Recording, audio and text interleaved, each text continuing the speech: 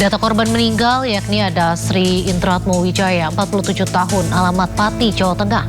Siti Fatima, 57 tahun, alamat Makassar, Sulawesi Selatan. Sari Sukoco, 39 tahun, alamat Tulung Agung, Jawa Timur. Rino Eka Putra, 48 tahun, alamat Agam, Sumatera Barat. Dan Yedi Hendrawan, 63 tahun, alamat Kapuas, Kalimantan Tengah.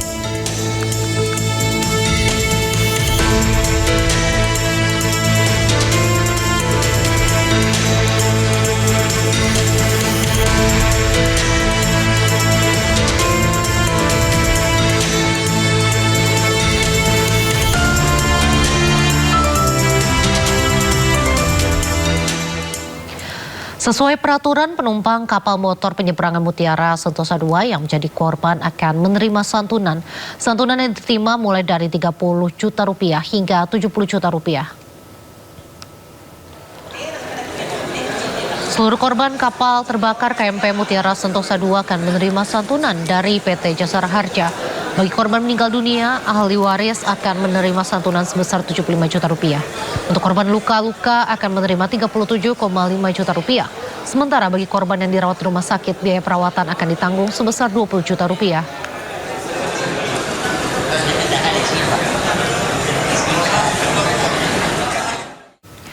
Kita beralih ke informasi lainnya, pemirsa. Pasca diterjang banjir, sejumlah lokasi di Kota Padang hari ini masih tergenang air. Bahkan sejumlah sekolah terpaksa diliburkan karena ruang kelas ikut terendam.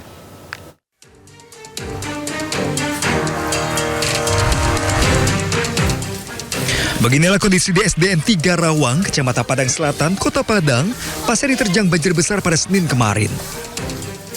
Hingga pagi ini, sebanyak 300 orang siswa di sekolah ini terpaksa harus diliburkan karena kelas mereka masih terendam air dengan ketinggian hingga 50 cm. Sejumlah perabotan kelas pun porak-poranda karena derasnya arus banjir. Sebanyak 9 kelas 1, 2, dan 3 diliburkan dari aktivitas belajar mengajar. Sejumlah guru dan siswa terpaksa bersih-bersih ruang kelas dari genangan lumpur dan air banjir. Yang besar, setinggi jendela, nampak sama Pak Budi kan? Nah, tinggi itu. Udah nyusut pagi ini, udah nyusut. Sekarang ini aktivitas belajar gimana, Bu? Yang 4, 5, 6 kita belajar di atas, yang 1, 2, 3 udah dipulangkan. Udah dipulangkan karena sekolah kelas banjir ya? Iya, mau banjir semua, yang di bawah. Berapa kelas yang masuk air, Bu? Berarti 9, 10. 10 ya? Iya. Untuk peralatan sekolah ada kerusakan? Kalau ditengok dari apanya, otomatis tuh ya rusak. Nah, kan di rata-rata kayu. Nah, roboh semua per kelas. Selain di sekolah ini, puluhan sekolah di Kecamatan Kuramji, Nangkalo, Kota Tengah, dan Lubek juga diliburkan karena terdampak banjir. Dari Padang, Sumatera Barat, Budi Sunandar, iNews melaporkan. 15 titik banjir menggenangi sejumlah lokasi di Kota Padang. Air bah bercampur lumpur menggenangi pemukiman warga di daerah Gui dan Pasalalang. Puluhan warga pun terpaksa diungsikan sementara ke lokasi aman.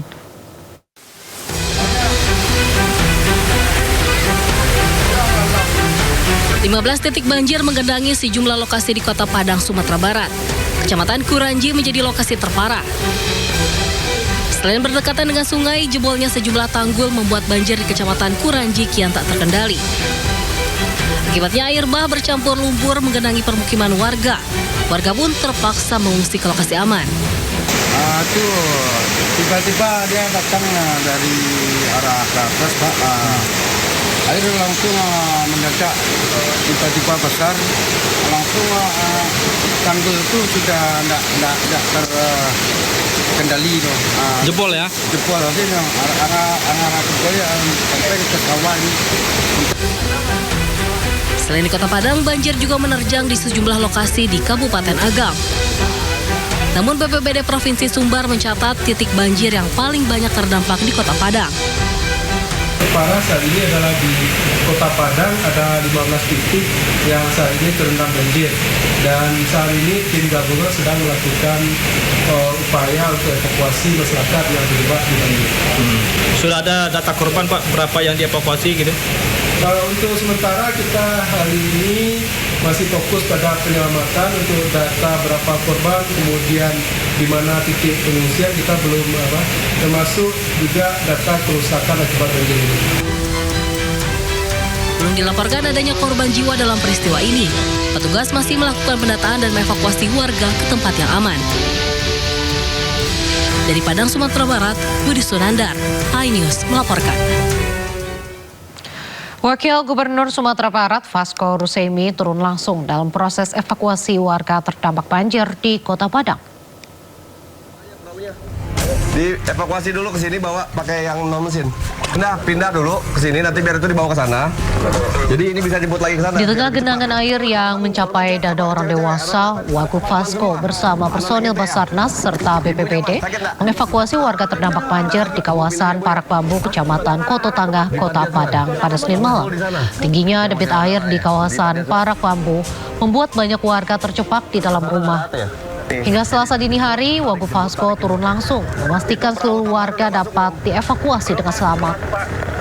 Perahu tambahan setelah masuk langsung dioper ke masjid untuk checkpoint pertamanya. Disampaikan tolong diinfokan yang lain ya. Informasi berikutnya, pemirsa, usai mal ramai-ramai pasang pagar tinggi, pemerintah Kota Bekasi ikut bersuara. Menurut Wali Kota Bekasi, pemasangan pagar lebih dari 2 meter sah-sah saja dilakukan selama tidak mengganggu estetika kota.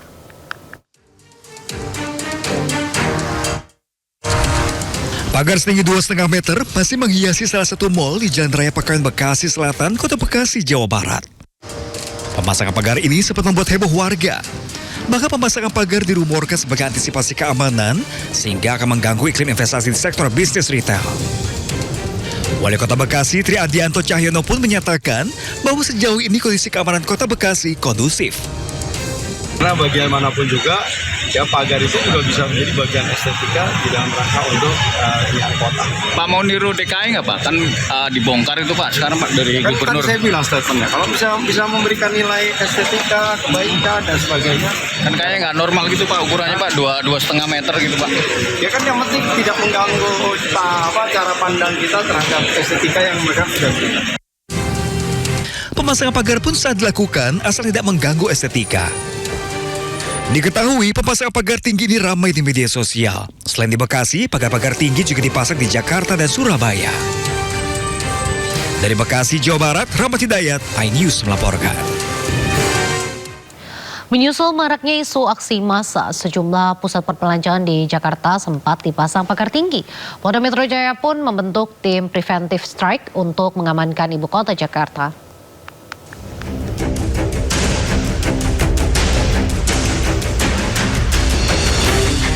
Pagar besi membentang di area depan sebuah mal di kawasan Kasablanka, Jakarta Selatan. Pemasangan pagar memicu spekulasi atas situasi keamanan Jakarta. Tak ingin spekulasi berkembang menjadi kecemasan, Gubernur DKI Jakarta Pramono Anung meminta pengelola mal membongkar pagar besi ini.